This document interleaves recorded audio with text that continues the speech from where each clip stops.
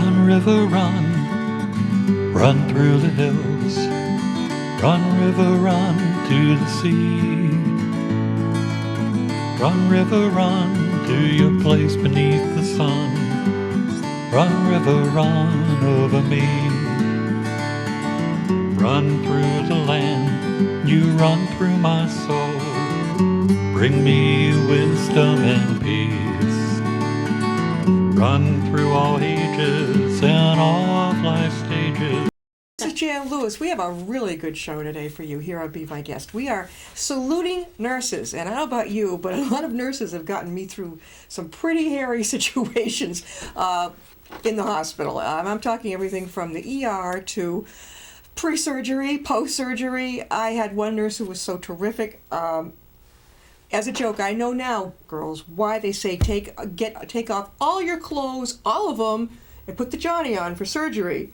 Because when I was waking up, I laughed, and we won't go into it, but she needed to change me like a baby. Oh, she was terrific. She was, no problem. Oh, she was wonderful. We have Myra Cacace. And Myra is the president of the American Nurses Association Massachusetts Division. And we have Gail Peterson. She is an oncology nurse. She is also on the board of directors of the AMA, and she is the staff nurse ANA, and she is a staff nurse liaison. Welcome to you both. Now, if I could keep that in all these titles, what we're doing is we are saluting you. And as a memoir writer myself, I love to specialize. And I know that the stories I have just heard from the nurses are amazing. What you've seen over the years. We'll start both of you. When did you get into nursing? I think I got into nursing when I was a 10-year-old child and I opened up my first doll hospital. Oh. But I became a nurse after going to school. I graduated in 1978.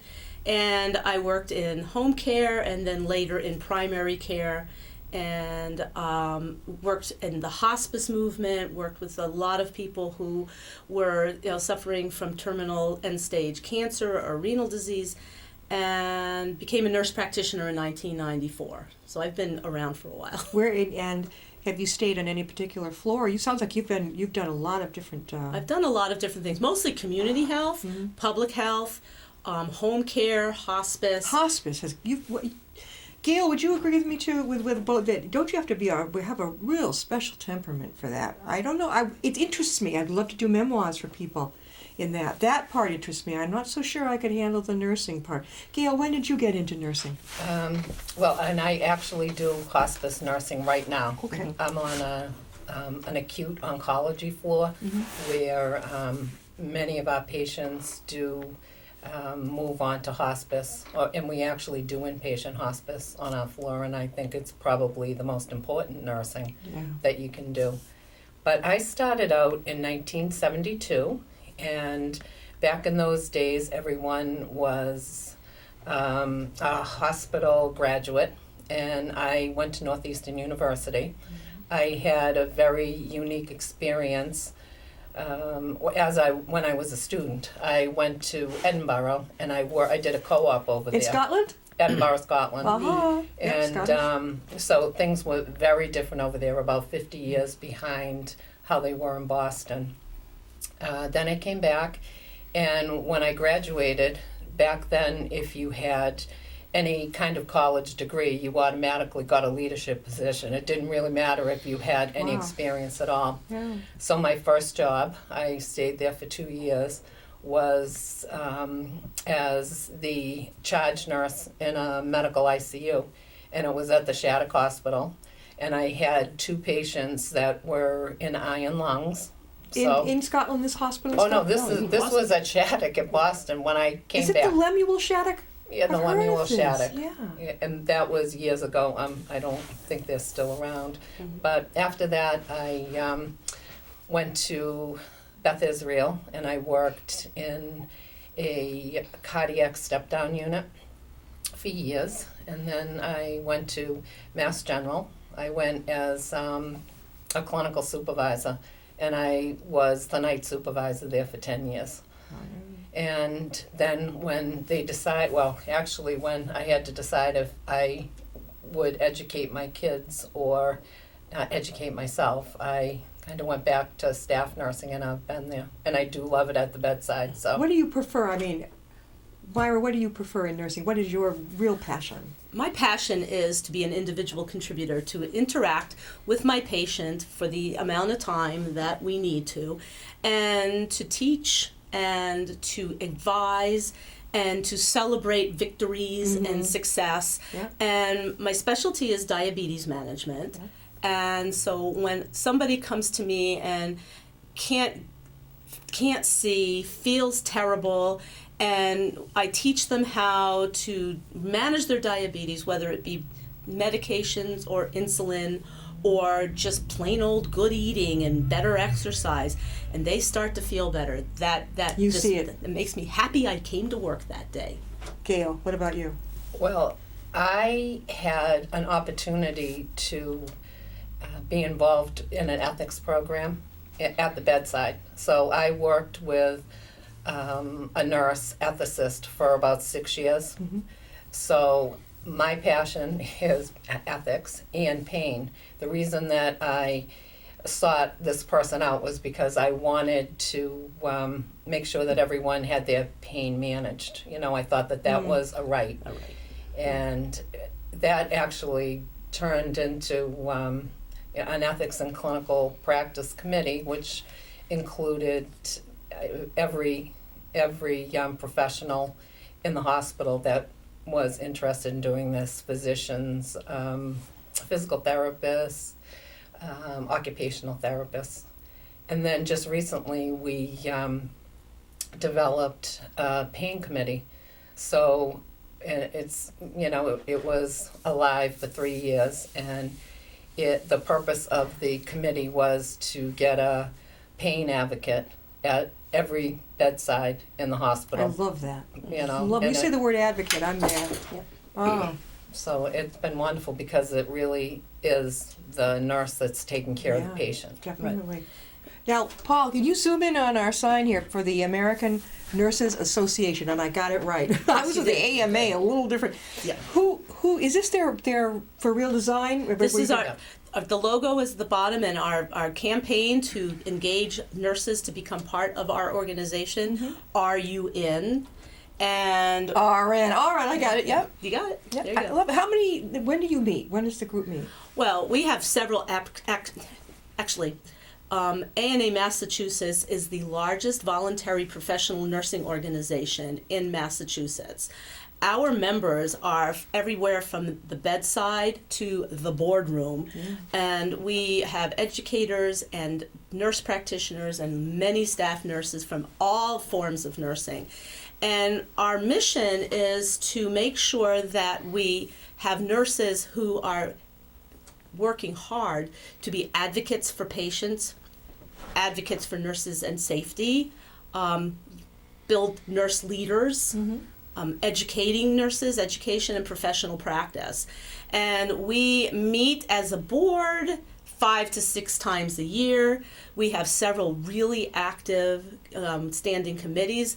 The most busy committee is our health policy committee, with which both Gail and I are part of. Do you have a meeting once a month? You all get Once a together. month Where do for- they meet? Several places around the state. We have 3 or 4 educational activities where we invite nurses from around the state to talk about opiate addiction and Oh, that's a nursing biggie. care. That's the big one this year. Yeah. Ebola, infectious disease, all kinds of topics that are important to nurses. We've traveled around the Commonwealth to meet with our nurse neighbors to introduce them to their personal legislators, to show them the importance of how we can't do our job in the hospital unless, or in any setting, without making sure that the people who are legislating and making the rules that we must follow understand what we're really trying to do. That's hard So to do when we- when you're mixing something as human as nursing with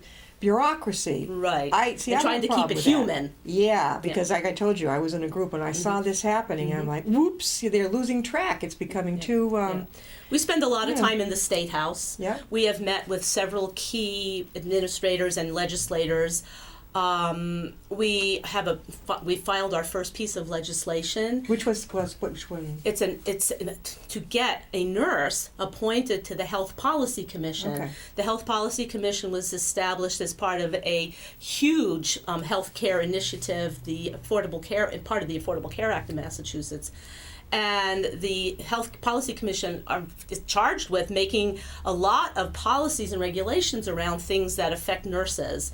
And several times they've had to come to nurse staffing, nurse overtime, different kinds of things that have been hot topics through the years, and they don't have an RN, they don't have a nurse on their board. So we filed legislation that will hopefully get passed this year. Hopefully. So to have the governor appoint an RN, a registered nurse, to the Health Policy Commission. So during the years, both you and Gail have seen, well, Gail, when you came in, what are some of the good changes you've seen and not so hot changes? Be honest. It's okay. Well, I guess when I first started out, you had 30 patients Yeah. on a night shift, and 10 of them might have been on ventilators. Yeah. That's unheard of now, right? Oh, no, and I'm thinking that one of the things that we work pretty much all the time on is staffing legislation and safe patient handling legislation for nursing, because no matter where you are, you really cannot do your job unless you have enough staff. And that's not just, that's not just a certain number of nurses. It's who the nurses are, what mix you have, experience, competencies. And that's one of the things that I've talked to legislators about too. I brought our quadramed system to them, which is how we determine how much nursing care a patient needs. So every day, the nurse at the bedside does an evaluation of the patient. Do they need help putting their clothes on? Are they safe? Do we have to look at them every 15 minutes because they might fall? Do you need to spend an hour doing wounds? So that's something that legislators have no idea. They sometimes get it into their mind that, okay, well, we're gonna legislate that you have 2 patients in an ICU and 5 patients on a medical unit. And it What doesn't we work want that is way. we want the nurse to be able to Right. be the one who makes that decision. Yeah. And Right. sometimes 1 to 2 is enough. Yeah. Sometimes 1 to 2 is too many, and sometimes a patient might need 2 nurses to take It's care of true. them. What is when you have you hear all the time about someone who's a difficult patient? Well, what do you classify as a difficult one, Gail? What do you think? Well, if you're speaking about in terms of physical care, No, personality-wise, I would say somebody who fights you all the way. well, we have, luckily where I work, we have lots of resources. I mean, we have each other. I work on a floor where everyone is really a team. There is always someone that has your back. So if you have a difficult patient, someone will be there to help you. But we also have an ethics clinical nurse specialist. We have a pain clinical nurse specialist. We have a wound clinical nurse specialist.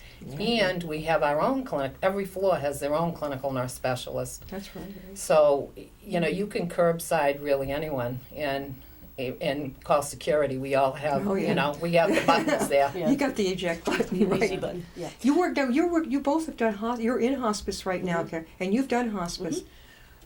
Not, I think people have the wrong idea of it totally. I think a lot of people think that this person's Absolutely. going to pass away. Not I've heard of recovery. If we're lucky, we will meet a patient early enough in their process, in their disease process, where they can have some time to develop relationships, where we can find some really good supports for family. And then when things do get to the point where patients are becoming sicker or dying, that the family doesn't have to get used to 10 new people in their house because a relationship has been forged. Quite often, unfortunately, referrals are made late enough in the process that in the time where a family is going through the largest crisis, now here comes the hospital bed, and here comes 10 new people that they, the volunteer and the home health aide and the nurse, and they've got to get to know these people, and then 2 days later they're gone. And it's a great service, and it's not death service. It's not the angel of death. It is the promoter of life, and to be able to help the family and the patient have the best quality of life that they can until they're no longer. You must get attached. Really, it's hard not to. It's hard not to. And I also had to get out of the hospice when my own family member, my parents would call me and say, ask me questions, and I wouldn't know the answer. And my mother finally said, why don't you know the answer to my questions? And I said, Mom, when I start knowing the answers to the questions, it means somebody in the family is dying. Why is your sister blind in one eye? Yeah. Bad brain tumor, gone in 1 calendar year. And I was working in the hospice at the time and could not continue that work. They lived in Florida, so as the nurse in the family, I would be back. I burned the airways between Boston and Orlando, Florida. And during that time is when I said, well, if I can't work, I might as well go to school. And so I became a nurse practitioner during that time, right after my sister died. And that was making lemonade out of lemons. Oh, definitely. Everything happens for a reason. Did you meet in the AANA? Yes, we did. The American Nurses Association. Yes. We're talking with Myra Cacace, and we have also Gail Peterson, and both are really big members here in that group. And I wanted to do a salute to nurses because I love the kind of nurse who comes in and takes a genuine interest if they, you're not feeling so hot, but just that, like, you do what? What do you do? And what's it, and they remember. Anybody could come in and go, let me have your, this and that, your pulse, and they're out the door. Like if you go to your primary care, okay, but I'm lucky. A lot of times I'll meet someone who will say, really? And then you get into it. And then I think if you're going to have surgery or whatever, you get kind of attached to that nurse. You say, you going to be here when I get back? I think we're all, adults are big kids, not kids aren't just, but I think a lot of fears you see as a nurse, that's what that person was as a child too. I remember in the hospital as a kid, Springfield Hospital in Massachusetts, they had strict laws. My parents, I was maybe, 7, 6? They No could only, visitors. they could only visit for an hour at night. Right.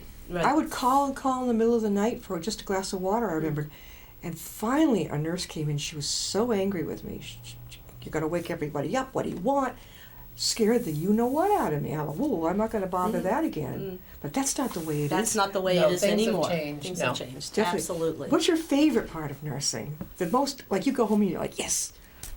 But favorite part? Like, you My favorite part, the people that I work with, having the enthusiasm of young nurses around me, because we are pretty much a new graduate floor. And when I see them, I don't think that I ever had what they have. They are very smart. They're very compassionate. They they're wonderful, and I do love to see them. And they have the techie ability. And they help the old lady. this. Yes, That's right, they they do. That's a question I Lovingly, have. yeah. How is that? Getting into that part of it. Oh, it really takes a long time to be able to get to understand and know the electronic medical record so that it becomes not the thing you do. Yeah. And I still, at 4 years into our electronic medical record, I'm still not using it while I'm with the patient. So then I'm spending hours of time on my own time getting it all input into the computer, but that's okay. Because the best thing for me in nursing is somebody comes and says, I've got this problem, and they're miserable. And I said, well, I know what to do, and let me help you. Let me teach you. I know which doctor. And not even which doctor. No. I know. You can handle I it. know what to do. And they come back and they thank you. I feel so much better. That is why I That's go. a gift. And especially like I know if I've had a special nurse or something, like at UMass I've had surgery, I will be sure to mention it maybe to the head or somebody like that. I know when I went That's in. very That's important. very Keep important. doing- It is. yes, You got to keep give them doing credit. that. And in because- fact, before I was pre-op, and I had to go to the John, and so I walked over to the bathroom, and it was not even nurse. She was I would assume a nurse's aide because she was doing cleaning and things like that. She was a saint. She stayed with me in the bathroom. She walked, and I just finally, I just broke down in tears, and she held me. This was not enough. And, you know, I never forgot it, and I made sure I let someone know about this person. And that's the kind of people that we want in healthcare. Yeah, and for the most part, of course there's always somebody, but for the most part, the nurses that I'm working with, both professionally and in ANA, Massachusetts, are my best friends in nursing. They're the best nurses I have ever met. Myra, how can they get a hold of the AMA? Talk to you folks or whatever. Well, it's the ANAMass.org, ANAMASS.org. That's our website, and you can Google I was gonna ANA say, Massachusetts. you can always Google anything. You can Google And ANA find us. Massachusetts. I think you can even Google us. Yeah, That's how I probably found could. you. I was Yeah. searching, you know, Yep, online. good. I'm glad you found us. Yes. Because there are a lot of nursing organizations, and we try to get together and with all the different specialty nursing organizations, just so because the nurses are the most there are more nurses working in healthcare than any other part of the profession. The nurses are there all the time. They are the eyes and the ears and the mouths and the advocates of the patient, and we know how to do healthcare, and we also know the solutions, and so working in an organization with very smart nurses, very committed nurses, is what it's going to take so that our patients can get the best care possible in Massachusetts. What advice would you give to guys and gals getting into nursing these days? They're thinking, well, I'm not sure I could do it, or they're not confident, but it interests them. What would you say? Go to school, learn. There is not Shadow one kind. someone, go into Shadow. a hospital. That's right. Yeah, and Hang out. Come, Yeah. call me Volunteer. and we'll Volunteer. Go over to- because yeah. nursing, you can do anything in nursing now. It And used it's to be anywhere. It's before. not just That's the right. hospital. Did you two Right. volunteer at all when you were like handy stripers? I did in Absolutely, high yeah. school. You did? Yes. And you knew this was it. You knew this is I what you knew it. wanted. Absolutely. Yeah. You just knew. Absolutely. And I always volunteered, knew I was but gonna I be a like the nurse. PR part. I'm not into the Yeah. medical part, but Yeah. I like the people work. I volunteered at UMass. They have a desk called Ask Me when you Oh, walk right. in the I do main. that. I know that. Yeah, and I did just- that for about a year. You stand on your feet, I or probably you crawled past you one day. Oh my gosh, it was amazing that people came in. We had people who, well, there's thousands of interpreters we have to have at UMass. Then I just joined the auxiliary up at the Milford Hospital, and it's nice to see the different hospitals. Right. You know, they each have a different flavor. Do you feel that Absolutely. way? Yep. Oh yeah, absolutely. I mean, you're at a huge metropolitan hospital. Yeah. I'm working in association with a smaller community hospital, and there are good, really positive aspects to all of that. Yeah, Not both of everybody them, has to yeah. go to Boston for their care. Yeah. Yet it's nice to know that there are specialists and great practitioners in Boston that we can avail ourselves of. Is there a particular quality or qualities that, let's say some of the young kids are with the high school or whatever, and they're thinking, gee, I'd like to do it, but I'm not sure. Is there something besides getting a mentor and wanting to do it, Compassion. compassion, Empathy, Empathy. quick thinking? quick thinking. Quick You don't thinking. even need a strong stomach because You don't? You can do a lot of things. You can do a in lot of things and never nursing see the where you- blood. There's Oh. and just a real desire to be a people person, because that's what the business we're in. We're in the business of caring for people. What would you like to see improved upon?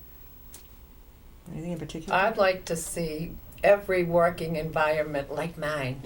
And that was really why I joined ANA Massachusetts, because I work in an institution where we have all of the things that I have been fighting for as a nurse. We have great staffing. We have ceiling lifts over everybody's beds so that nobody has to. Is that the Hoyer lift? No, that's actually- No, it's a ceiling lift.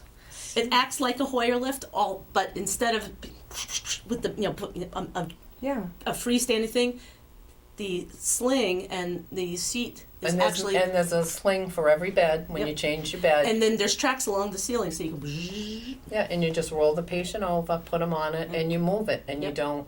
I always back. wondered how you changed the bed sheets for people who really couldn't. Well, Back in the day, yeah. it was make Yeah. the bed with the It's patient hard in to it. get and- people to use them, though. Yeah, I They know. think it takes too much time. Yeah. I know over at Milford up here, they have, it looks like an R2D2, a whole brand new ER. It's like, it's this thing, you're in your bed, and it just like Star Wars, it comes right over to you. They don't have to Cool. go different And then things. does it It's- lift you? I don't know what, but it's got all the information they take. It's just there. It's like a thing out of Star Wars. And I don't know, but it comes right over, and it's pretty amazing. I don't know. Yeah, it's interesting. The UPS man came into my office the other day, and he was carrying a ream of paper on the dolly. So he's rolling in with a ream of paper on the dolly. Yeah. Nurses are expected to take a 300-pound man, move him over in bed, help him stand up without using any tools. Yeah, yeah. Yet the UPS man gets it and knows to understands that they use their tools. So those are the kinds of things that we are fighting for and have We need been. nurses to get to their legislators. Yes, and we need nurses to Fight do for us. more than just go to work and then come home. Definitely. We're talking with Myra and Gail, and we just have a couple minutes left. And they are representing the American Nurses Association. As I said before, we're doing a salute to nurses. So if you have a family member, a friend, somebody who is a nurse, please get in touch with us because this is very important. We salute our doctors a lot, things like that, but it's those nurses are in the trenches. You know, you can't just walk out of the room after you've diagnosed something. That's another thing. Before I forget. Insurance companies, surely, I know the doctors get frustrated. You guys must tear your hair out. If you Well, know I a don't patient at the needs it, you bedside. know. I do. At the bedside, I no. do, it's Everybody crazy. gets the care. As a nurse practitioner, I provide care to patients. But because I am a nurse practitioner, when we submit a bill under my provider number, the insurance company will pay me 85% of what they would pay the doctor. And I'm a specialist in diabetes, when I see a patient for a half hour, 45 minute brand new diabetic, I can probably charge about $360 and they might pay $200 of that. Oh, When you go to an endocrinologist and they provide 15 or 20 minutes worth of care, they can charge 3 or 4 times that much. yeah. So that's a big problem. And I think that because we're looking at different payer systems in the Commonwealth, fee-for-service is definitely changing, and we're being paid for the quality of care that we give, and making sure that we're giving care to when people need it and not just ordering a lot of tests because that's the way you get revenue. So it is very frustrating in a lot of ways, and we're in a transition period now, and the Commonwealth is grappling with how they are going to best spend their medical dollars. One more time before we sign off, how can people reach you? The AMA. You can Google ANA Massachusetts or ANAMASS.org. And there you are. And Thank there you, we are. Gail and Myra. Thank you very much. Thank Our you. first nurse salute to nurses guest. And Salute. hopefully we're going to have some more, and we'll have you on again too. It'll be fun. That'd be fun. Thank you so much Thank for you very being much. on. Yeah, you were Thank lovely. Thank you for having very us. much. Bye bye.